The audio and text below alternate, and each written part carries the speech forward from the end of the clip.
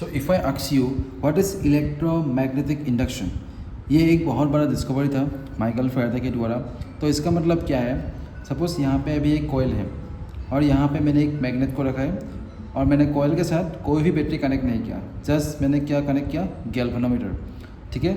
और इसका काम क्या है, करंट को डिटेक्ट करना है।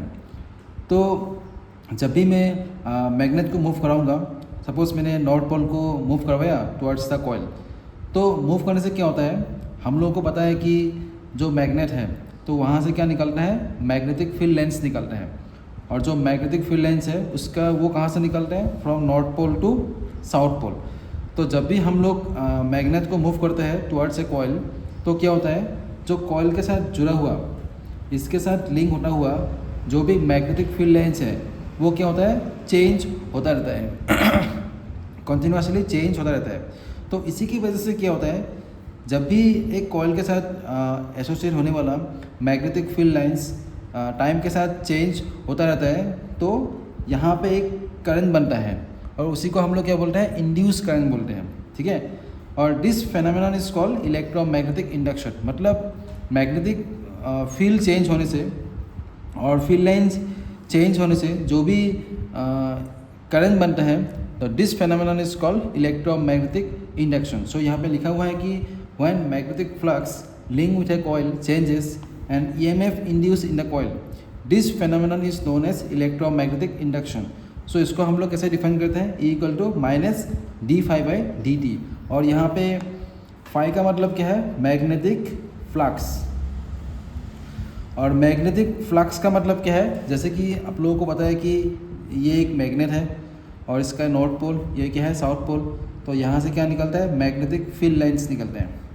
तो डिज आर मैग्नेटिक फील्ड लाइंस।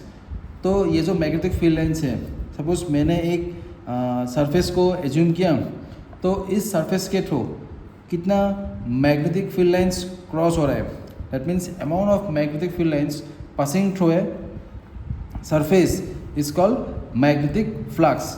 तो अगर वही मैग्नेटिक फ्लक्स टाइम के साथ चेंज होता रहता है, देन हम लोगों को एक करंट मिलता है जिसको हम लोग इंड्यूस करंट बोलते हैं। और जो ये फेनोमेनन है इसी को ही क्या बोलते हैं, इलेक्ट्रोमैग्नेटिक इंडक्शन। तो जब भी हम लोग नॉर्थ पोल को मूव करवाएंगे इस तरफ, तो यहाँ पे करंट बनेगा। अगर हम लोगों ने नॉर्थ पोल को यहाँ से रिमूव करवाया, मतलब साउथ पोल को मूव करवाया, तो यहाँ भी फिर से क्या बनेगा, एक करंट बनेगा। बट इन दोनों केस में जो करंट का डायरेक्शन है वो क्या होगा, अलग अलग होगा। नॉर्थ पोल को इस तरफ मूव कराने से करंट का एक डायरेक्शन मिलता है। नॉर्थ पोल को सपोज मैंने इसे दूर कर किया, तब भी एक यहाँ पे करंट मिलेगा, बट जो डायरेक्शन है वो क्या होगा, डिफरेंट होगा। सेम अभी यहाँ पे तुम लोग देखो, जैसे कि यहाँ पे दो सर्किट है, मैंने इसके साथ बैटरी कनेक्ट किया और ये कॉइल है। तो सिंपली इसके थ्रू क्या हो रहा है, करंट फ्लो हो रहा है और इसके आसपास में क्या बन रहा है, एक मैग्नेटिक फील्ड बनता है। बिकॉज हम लोगों को मालूम है जब भी करंट फ्लो होता है उसके आसपास में क्या बनता है, मैग्नेटिक फील्ड बनता है। तो जो मैग्नेटिक फील्ड बनता है, तो जहाँ पे मैग्नेटिक फील्ड है वहाँ पे क्या है, मैग्नेटिक फील्ड लाइंस भी होगा। तो यहाँ पे ये क्या है, डायरेक्ट करंट है। तो डायरेक्ट करंट होने से क्या होता है, जो करंट का वैल्यू है वो कभी चेंज नहीं होता, जिसके वजह से मैग्नेटिक फील्ड का भी वैल्यू कभी भी चेंज नहीं होता। अगर मैग्नेटिक फील्ड का वैल्यू चेंज नहीं होगा तो फील्ड लाइंस भी चेंज नहीं होगा।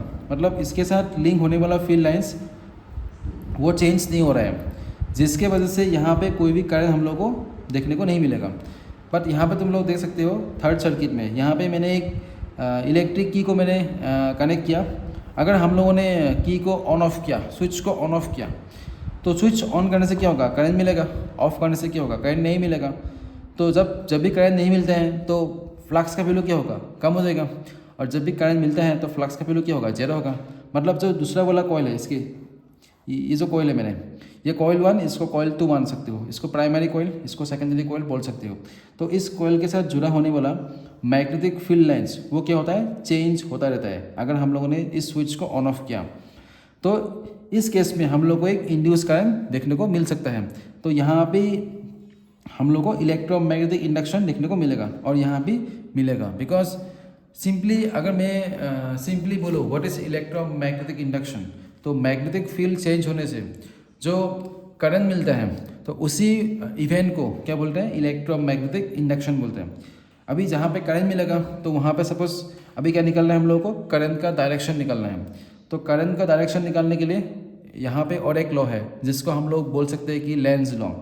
तो लेंज लॉ के अकॉर्डिंग क्या होता है तुम लोग देखो, अभी जो फेराडेज का लॉ है, तो यहाँ पे मैंने एक माइनस को लिखा है, equal to what, minus d phi by d t, और मैंने फाई का मतलब क्या बोला, मैग्नेटिक फ्लक्स बोल दिया।